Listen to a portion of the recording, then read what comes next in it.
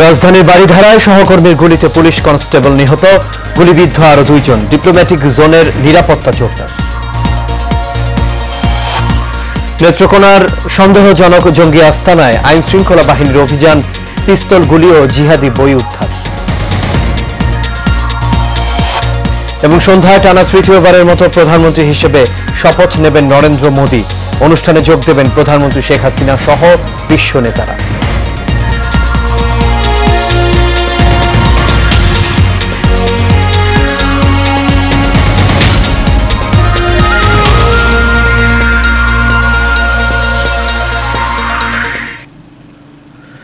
সবাইকে স্বাগত এশিয়া নিউজে। দর্শক, পুরো সংবাদ জুড়ে আপনাদের সঙ্গে আছি আমি আনোয়ার রাজ। এতক্ষণ শুনছিলেন বিআরবি কেবল ইন্ডাস্ট্রিজ লিমিটেড সংবাদ শিরোনাম। এবার চলে যাচ্ছে পুরো খবরে। রাজধানীর বাড়িধারা ডিপ্লোম্যাটিক জোন এলাকার ফিলিস্তিন দূতাবাসের সামনে সহকর্মীর গুলিতে মনিরুল নামে এক পুলিশ কনস্টেবল নিহত হয়েছেন। এই ঘটনায় আরো 2 জন গুলিবিদ্ধ হয়েছেন। এই সময় ঘটনাস্থল থেকে কাউসার নামে অপর এক পুলিশ কনস্টেবলকে গুলশান থানা হেফাজতে নেওয়া হয়েছে। ঘটনাস্থল পরিদর্শন শেষে পুলিশের মহাপরিদর্শক বলেন, কনস্টেবল কাউসারকে হেফাজতে নিয়ে জিজ্ঞাসাবাদ চলছে। আরো জানাচ্ছেন বাতিন বিপ্লব। পুলিশের গুলিতেই নিহত পুলিশ সদস্যের মরদেহটি তখনও ফিলিস্তিন দূতাবাসের সামনে নিথর পড়ে আছে। এরই মধ্যে ওই রাস্তা ধরে যাচ্ছিলেন জাপান দূতাবাসের এক গাড়ি চালক। মধ্যরাতে রাস্তার ওপর পুলিশের নিথর দেহ পড়ে থাকতে দেখে আশপাশে খোঁজ নিতে গেলে নিজেও গুলিবিদ্ধ হন তিনি। তার চিৎকারে আশপাশের লোকজন জড়ো হয়ে তাকে উদ্ধার করে হাসপাতালে নিয়ে যান। ডিউটি শেষ করে অ্যাম্বাসেডর থেকে আসতেছে, আসার পরে এখন একটা পুলিশ পড়ে আছে। দেখলাম একটা হাতে গুলি লাগছে, হাতের এখানে ছিঁড়ে গেছে, আর একটা পেটে গুলি লাগছে, পায়েও লাগছে। এই 2টা আমরা ডাক্তার বলছে এই 2টা গুলি লাগছে। এদিকে খবর পেয়ে ফিলিস্তিন দূতাবাসের সামনে যায় আইন শৃঙ্খলা বাহিনীর সদস্যরা। সেখান থেকে ঘাতক পুলিশ কাউসার আলীকে হেফাজতে নেয় তারা। পরে নিহত পুলিশ মনিরুল ইসলামের পরিচয় নিশ্চিত হয় গোয়েন্দারা। এ ঘটনায় পুলিশের ঊর্ধ্বতন কর্মকর্তারা ঘটনাস্থলে উপস্থিত হন। ভোরে ঘটনাস্থলে যান পুলিশ প্রধান চৌধুরী আব্দুল্লাহ আল মামুন। তিনি বলেন, কাউসার আলীকে হেফাজতে নিয়ে জিজ্ঞাসাবাদ করা হচ্ছে। কাউসার আলীর গুলি করা এলোপাথারি গুলিতে কনস্টেবল মনিরুল ইসলাম ঘটনাস্থলে মারা যায়। আক্রমণকারী কনস্টেবলকে আমরা নিরস্ত্র করেছি, থানায় নিয়ে যাওয়া হয়েছে, আমরা তাকে জিজ্ঞাসাবাদ করছি। ঘটনার পর দূতাবাস এলাকায় নিরাপত্তা জোরদার করা হয়েছে। বাতেন বিপ্লব, এশিয়ান টেলিভিশন, ঢাকা।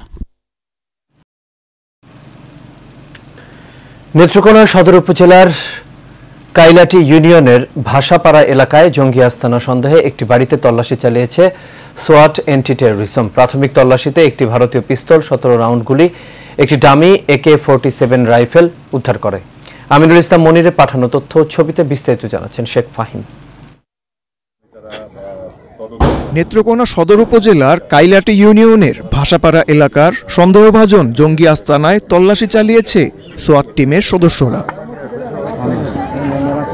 পুলিশ জানায়, সদর উপজেলার ওই বাড়িটি প্রফেসর আব্দুল মান্নান নামের এক ব্যক্তি। গ্রামের নির্জন স্থানের ওই বাড়িটি ভাড়া নিয়ে জঙ্গিরা তাদের কার্যক্রম চালাচ্ছিল। পুলিশের অভিযানে একটি বিদেশি পিস্তল, 17 রাউন্ড গুলি, ওয়াকি-টকি ও পর্যাপ্ত জঙ্গি কাজে ব্যবহৃত সরঞ্জাম উদ্ধার করা হয়। একটি বিদেশি পিস্তল, 17 রাউন্ড গুলি, এটা হচ্ছে কি জেনুইন। এছাড়াও খেলনা পিস্তল, খেলনা AK-47, হ্যান্ডকাপ, তারপরে আপনার ওয়াকি-টকি, এরকম আরো অনেক ধরনের প্রশিক্ষণ সামগ্রী রয়েছে এবং ওই রুমটাকে সাউন্ড প্রুফ করার মতো যে বিষয় সেগুলো রয়েছে। আমরা প্রাইমারিলি একটা ভিজিট করেছি, তো সেখানে আমরা কিছু এক্সপ্লোসিভ ডিভাইসের উপস্থিতি লক্ষ্য করেছি এবং আরও কিছু এক্সপ্লোসিভস ম্যাটেরিয়ালস আছে কিনা সেটার জন্য অলরেডি ভিতরে আমাদের বোম ডিসপোজাল ইউনিট সার্চ করছে। বিস্ফোরক থাকতে পারে এই সন্দেহে বোম ডিসপোজাল ইউনিট তল্লাশি চালায়। এদিকে পুলিশের ও ডিবির কয়েকজন সদস্য ওই বাড়িটি নজরদারিতে রেখেছেন। Sheikh Fahim, Asian television. মিয়ানমারের জেলে বন্দী থাকা 45 জন বাংলাদেশি নাগরিক দেশে ফিরেছেন। সকালে দেশে ফেরেন তারা। এর আগে শনিবার সকালে রাখাইন রাজ্যের সিতোয়া শহরের জেলে বন্দী এসব নাগরিক মিয়ানমার থেকে বাংলাদেশের উদ্দেশ্যে রওনা হন। রাখাইন রাজ্যে চলমান সংঘাতের কারণে সীমান্ত পেরিয়ে বাংলাদেশে আশ্রয় গ্রহণকারী মিয়ানমারের প্রতিরক্ষা বাহিনীর সদস্যদের ফিরিয়ে নিতে কক্সবাজারের উদ্দেশ্যে আসা মিয়ানমার নৌবাহিনীর একটি জাহাজে করে ওই ৪৫ জন দেশে ফিরেছেন। এই দফায় ৪৫ জন সহ গত এক বছরে মিয়ানমারের বাংলাদেশি দূতাবাস মোট ২৪৭ জন বাংলাদেশি নাগরিককে দেশে ফেরত পাঠাতে সক্রিয় ভূমিকা পালন করেছে।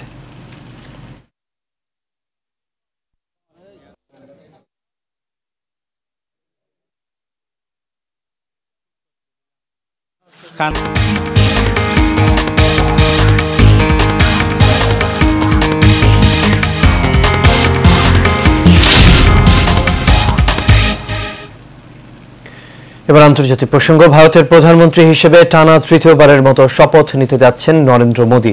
সন্ধ্যায় রাষ্ট্রপতি ভবনে এই শপথ গ্রহণ অনুষ্ঠিত হবে। এই অনুষ্ঠানকে কেন্দ্র করে শনিবার দিল্লি পৌঁছেছেন বাংলাদেশের প্রধানমন্ত্রী শেখ হাসিনা। তিনি ছাড়াও প্রতিবেশী দেশ ও ভারত মহাসাগরীয় অঞ্চলের আরো ৬ দেশের সরকার ও রাষ্ট্রপ্রধানরা এই অনুষ্ঠানে আমন্ত্রিত হয়েছেন। বিস্তারিত জানাচ্ছেন অনুকৃতি আদিত্য। টানা তৃতীয়বারের মতো ভারতের প্রধানমন্ত্রী হিসেবে সন্ধ্যায় শপথ নিচ্ছেন নরেন্দ্র মোদী। এর মাধ্যমে কংগ্রেস নেতা জওহরলাল নেহরুর পর ভারতের টানা তৃতীয়বার প্রধানমন্ত্রী হবেন বিজেপি নেতা মোদী। স্থানীয় সময় সন্ধ্যা 7:15 থেকে 8টার মধ্যে বিজেপি নেতৃত্বাধীন এনডিএ সরকারের প্রধানমন্ত্রী হিসেবে শপথ নেবেন মোদী। পূর্ণাঙ্গ মন্ত্রিসভার শপথ কয়েকদিন পর হবে, তবে গুরুত্বপূর্ণ কয়েকটি মন্ত্রী পদে আজই শপথ গ্রহণ হবে। এদিকে শপথ গ্রহণ অনুষ্ঠানে পৌঁছেছেন বাংলাদেশের প্রধানমন্ত্রী শেখ হাসিনা, শ্রীলঙ্কার প্রেসিডেন্ট রনিল বিক্রমাসিংহে, মালদ্বীপের প্রেসিডেন্ট মোহাম্মদ মুইজ্জু সহ বেশ কয়েকটি দেশের নেতারা। আমন্ত্রণ জানানো হয়েছে কয়েক হাজার বিশিষ্টজনকেও। শপথ গ্রহণ অনুষ্ঠান উপলক্ষে কঠোর নিরাপত্তা ব্যবস্থা নেওয়া হয়েছে দিল্লিতে।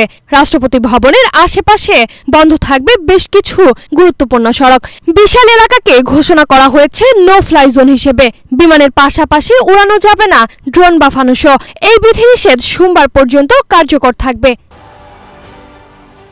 বেশ কিছু সূত্রের বরাত দিয়ে বলা হচ্ছে, ভারতের এবারের পূর্ণাঙ্গ মন্ত্রিসভার সদস্য সংখ্যা ৭৮ থেকে ৮১ জনের মধ্যে হতে পারে। অনুকৃতি আদিত্য, এশিয়ান টেলিভিশন। সংবাদের এই পর্যায়ে থাকছে উপজেলা নির্বাচনের খবর।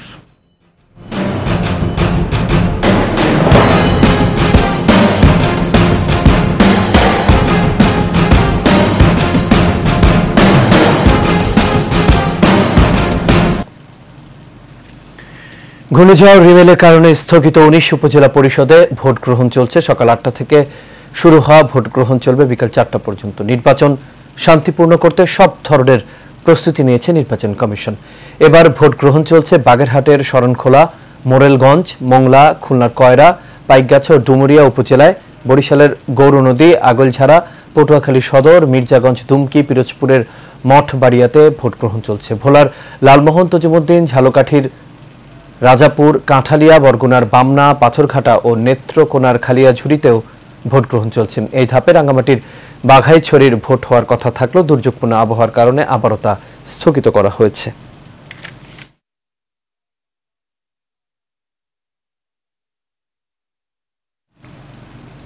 দর্শক, ভোলার লালমোহন ও তজিমুদ্দিন উপজেলা পরিষদ তৃতীয় ধাপে নির্বাচনের সবশেষ খবর জানাচ্ছেন সহকর্মী রোমালুল ইসলাম সোহেব। আপনি আসলে যেমনটা জানতে চেয়েছেন, ভোলার লালমোহন এবং তজিমুদ্দিন উপজেলায় আজ ভোট গ্রহণ চলছে। আমরা সকালবেলা থেকেই তজিমুদ্দিন এবং লালমোহন উপজেলার বিভিন্ন ভোট কেন্দ্রে অবস্থান করেছি।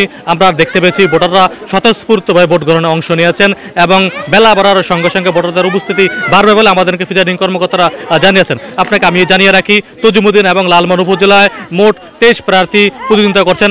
এর মধ্যে চেয়ারম্যান পদে প্রতিদ্বন্দ্বিতা করছেন 11 জন এবং ভাইস চেয়ারম্যান পদে প্রতিদ্বন্দ্বিতা করছেন 7 জন এবং মহিলা ভাইস চেয়ারম্যান পদে করছেন 5 জন। সব মিলিয়ে এই তজিমুদ্দিন এবং লালমোহন উপজেলায় এখন পর্যন্ত নির্বাচনী পরিবেশ সুষ্ঠু রয়েছে। আপনাকে আমি জানিয়ে রাখি, এই উপজেলায় মোট ভোটার সংখ্যা রয়েছে 1,03,000 এবং পুরুষ ভোটার রয়েছে 54,000 এবং মহিলা ভোটার রয়েছে 49,000। আপনাকে আমি জানিয়ে রাখি, এই নির্বাচনী পরিবেশ সুষ্ঠু রাখার জন্য কোস্টগার্ড, বিজিবি, র্যাব এবং পুলিশ এবং ম্যাজিস্ট্রেট মাঠে কাজ করছেন। তো এই ছিল আমার কাছ থেকে তজিমুদ্দিন উপজেলার একটি ভোট কেন্দ্র থেকে নির্বাচনী সর্বশেষ খবর। ঝালকাঠির রাজাপুর ও কাঠালিয়া তৃতীয় ধাপের উপজেলা পরিষদ নির্বাচনের সবশেষ খবর জানাচ্ছেন সহকর্মী এম খায়রুল ইসলাম পলাশ। রিমালের কারণে স্থগিত হওয়া ঝালকাঠির রাজাপুর ও কাঠালিয়ায় তৃতীয় ধাপের উপজেলা পরিষদ নির্বাচনে ভোট গ্রহণ চলছে আজ। সকাল 8টা থেকে শুরু হওয়া ভোট গ্রহণ চলবে বিকাল 4টা পর্যন্ত। রাজাপুর উপজেলায় চেয়ারম্যান পদে 5 জন, পুরুষ ভাইস চেয়ারম্যান পদে 6 জন ও মহিলা ভাইস চেয়ারম্যান পদে 6 জন, 3টি পদে মোট 17 জন অংশ নিয়েছে। অপরদিকে কাঠালিয়া উপজেলায় চেয়ারম্যান পদে 4 জন, পুরুষ ভাইস চেয়ারম্যান পদে 6 জন এবং মহিলা ভাইস চেয়ারম্যান পদে 5 জন, 3টি পদে মোট 15 জন প্রার্থী অংশ নিয়েছেন। রাজাপুর উপজেলায় মোট ভোটার সংখ্যা 1,20,162 জন এবং কাঠালিয়া উপজেলায় মোট ভোটার সংখ্যা 95,730 জন। রাজাপুরে 50টি ভোট কেন্দ্র এবং কাঠালিয়ায় 40টি ভোট কেন্দ্রে ভোট গ্রহণ চলছে আজ। নির্বাচন সুষ্ঠু ও শান্তিপূর্ণভাবে পরিচালনার জন্য 2 উপজেলায় 850 জন পুলিশ সদস্য, 36 জন র্যাপিড সদস্য, 101 জন বিজিবি, 30 জন আনসার ব্যাটালিয়ন, 40 জন আনসার, 1258 জন আনসার বিডিপি ও 36টি মোবাইল টিম এবং 6টি স্ট্রাইকিং টিম নিয়োজিত রয়েছে। এছাড়াও সকাল থেকে ভোটারের উপস্থিতি চোখে পড়ার মতো ছিল। বিশেষ করে পুরুষের চেয়ে মহিলার ভোটার সংখ্যা বেশি লক্ষ্য করা গেছে কেন্দ্রগুলোতে। এই ছিল ঝালকাঠির রাজাপুর থেকে নির্বাচনের শেষ খবর। দর্শক, ভোলার তজুমুদ্দিনে তৃতীয় ধাপের উপজেলা পরিষদ নির্বাচনের সবশেষ খবর জানাচ্ছেন সহকর্মী মেহেদি হাসান মামুন। ধন্যবাদ আপনাকে। চলছে তৃতীয় ধাপের 6ষ্ঠ উপজেলা পরিষদ নির্বাচন, যা হওয়ার কথা ছিল গত 29শে মে। ঘূর্ণিঝড় রেমালের কারণে পরবর্তীতে যার তারিখ নির্ধারণ হয় 9 জুন। আজকে চলছে ভোট গ্রহণ। উৎসবমুখর পরিবেশে ভোটাররা ভোট কেন্দ্রে গিয়ে ভোট প্রদান করছেন। এখন আমি দাঁড়িয়ে আছি ভোলার তজুমুদ্দিন উপজেলার বিচ্ছিন্ন চর জহুরুদ্দিনের মোহাম্মদ বালা কেন্দ্রে। এখানকার ভোটাররা উৎসবমুখর পরিবেশে এসে তার পছন্দের প্রার্থীকে ভোট দিচ্ছেন। এখানে প্রশাসনের সাথে কথা বলেছি, পোলিং, প্রিজাইডিং এবং ম্যাজিস্ট্রেটের সাথে কথা বলেছি। সবাই প্রশাসনিকভাবে তৎপরতা আছেন এবং পাশাপাশি এখানে দায়িত্বরত আছেন কোস্টগার্ড, পুলিশ, আনসার সহ আরও অন্যান্য প্রশাসনিক কর্মকর্তারা। সবার সাথে কথা বলেছি। এখন পর্যন্ত কোনো অপ্রীতিকর ঘটনা ঘটেনি। জি, এই ছিল আমার কাছে ভোলা তজুমুদ্দিন থেকে নির্বাচনী সর্বশেষ সংবাদ।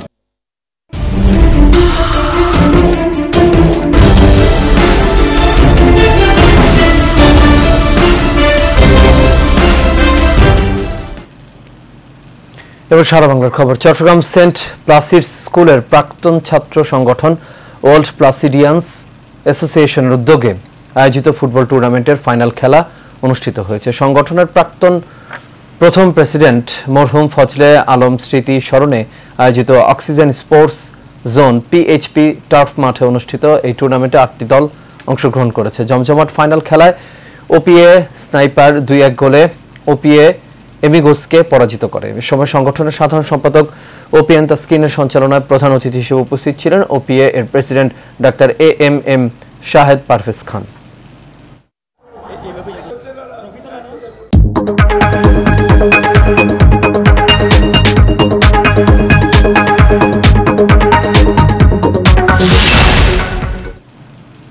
এবার বাণিজ্য সংবাদ। ঈদুল আজহা 2024 উপলক্ষে অনলাইনে গবাদি পশু কেনা বেচার জনপ্রিয় মাধ্যম বিক্রয় এবং মিনিস্টার হাইটেক পার্ক লিমিটেড প্রতিবারের মতো এবার আয়োজন করেছে কোরবানি ক্যাম্পেইন বিক্রয় বিরাট হাট পাওয়ার্ড বাই মিনিস্টার।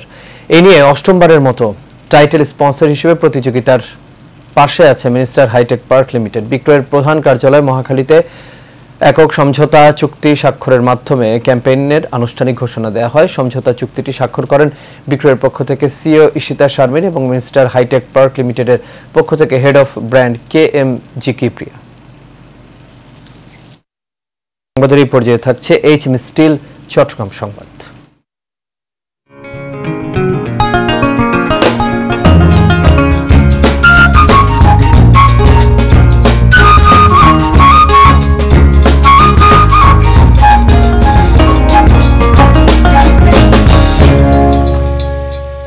অর্থ প্রতিমন্ত্রী ওয়াসিকা আয়েশা খান এমপি বলেছেন, উপকূলীয় মানুষের জানমাল রক্ষায় টেকসই বেড়িবাঁধ নির্মাণে সকলের সহযোগিতা প্রয়োজন।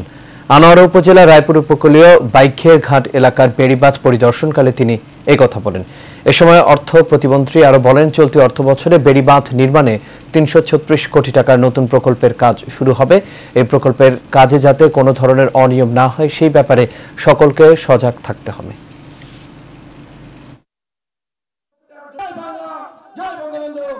This moment is all that I've been dreaming of. I get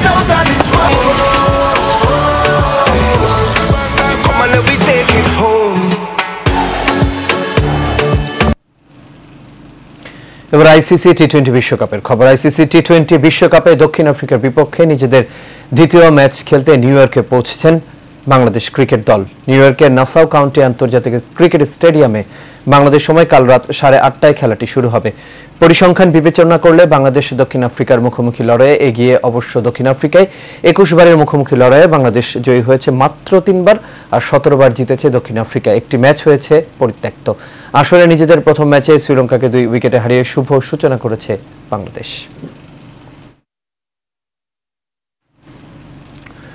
এদিকে আজ টি-20 বিশ্বকাপের সবচেয়ে হাই ভোল্টেজ ম্যাচে মুখোমুখি হবে দুই চিরপ্রতিদ্বন্দ্বী ভারত পাকিস্তান।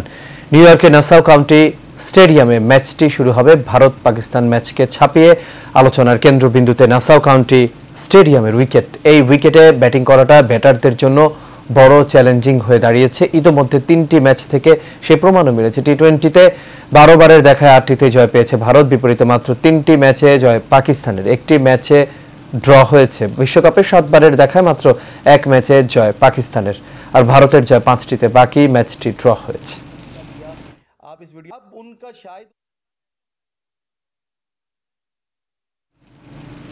আর এর সাথে শেষ করবে এশিয়া নিউজ। তবে যাবার আগে বিআরবি কেবল ইন্ডাস্ট্রিজ লিমিটেড সংবাদ শিরোনামগুলো দেখে নেব দর্শক। আরও একটা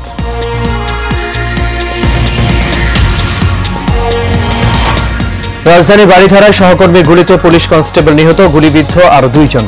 ডিপ্লোম্যাটিক জোনে নিরাপত্তা জোরদার।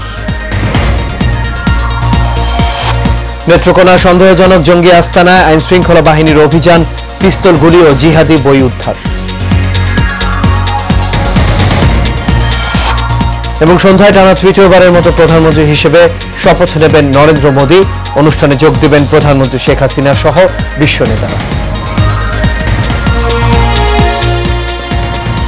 দর্শক, ছিল আমাদের এখনকার আয়োজন। আমাদের পরবর্তী সংবাদ দেখার আমন্ত্রণ রইল। এতক্ষণ সাথে থাকার জন্য সবাইকে ধন্যবাদ।